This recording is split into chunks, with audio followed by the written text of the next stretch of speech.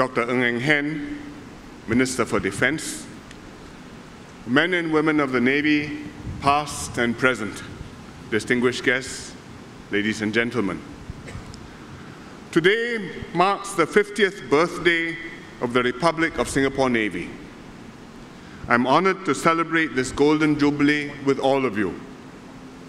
And on this occasion, to commission the first-of-class Littoral mission vessel, RSS Independence. 50 years ago is also when we first introduced national service. That was a radical but essential move. As a newly independent country, we had to build up the SAF from scratch. We had just separated from Malaysia. Confrontasi was barely over. The Vietnam War was hotting up. Southeast Asia was a troubled and unstable region.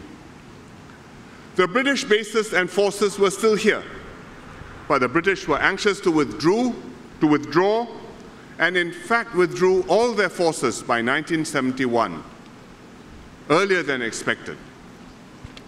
Many doubted that Singapore could survive.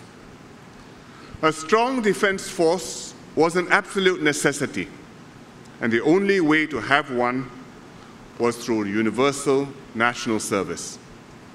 And that required the support of every Singaporean.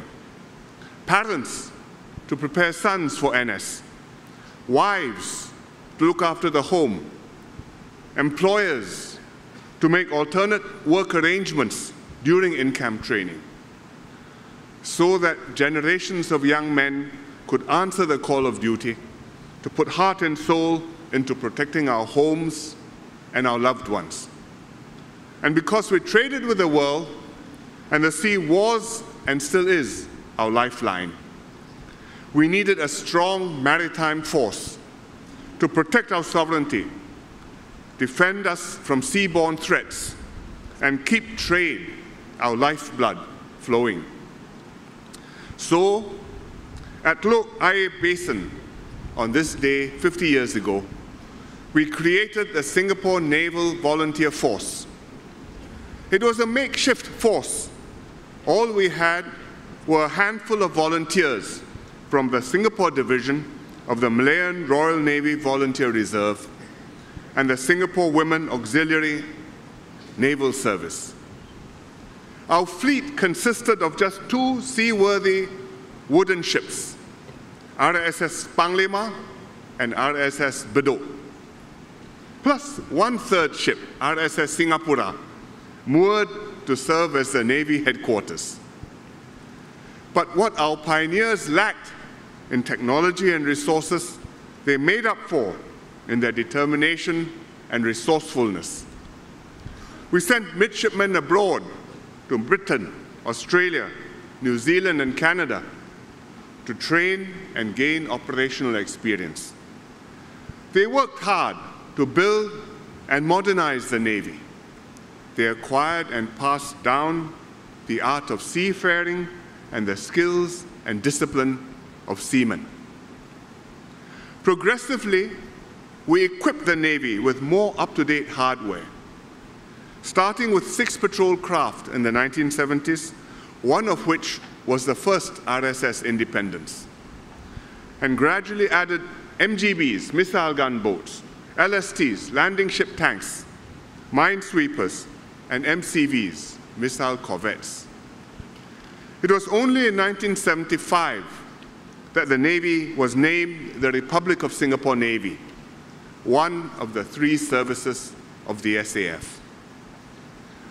Thus, starting from 2 wooden ships, we now have a full-fledged 3rd-generation Navy, a fighting force, including submarines, frigates, maritime patrol aircraft, and unmanned vessels, and UAVs, unmanned aircraft.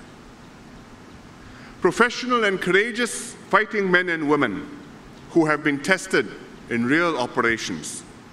Officers and men who have carried out counter-piracy missions in the Arabian Gulf, search and rescue operations after aircraft incidents.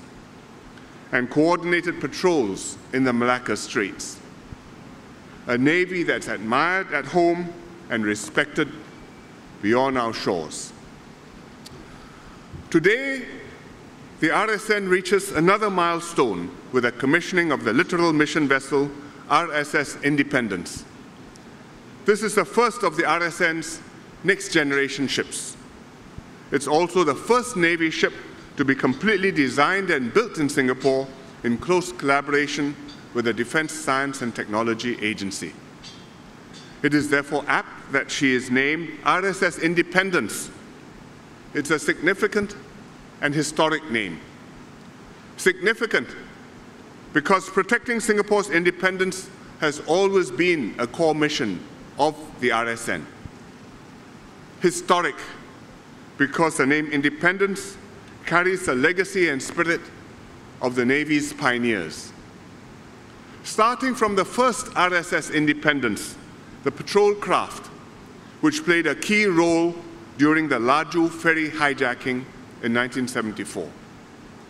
I'm very glad that the pioneers of the RSN and members of the crews of the first and second RSS Independence ships are here today to witness the commissioning of Littoral mission vessel RSS Independence, including Major Retired Alan Au, the first commanding officer of Patrol Craft Independence, and Captain Retired Philip Tay, who was CO during the Laju hijacking, as well as members of the Singapore Division of the Malayan Royal Navy Volunteer Reserve and the Singapore Women Auxiliary Naval Service.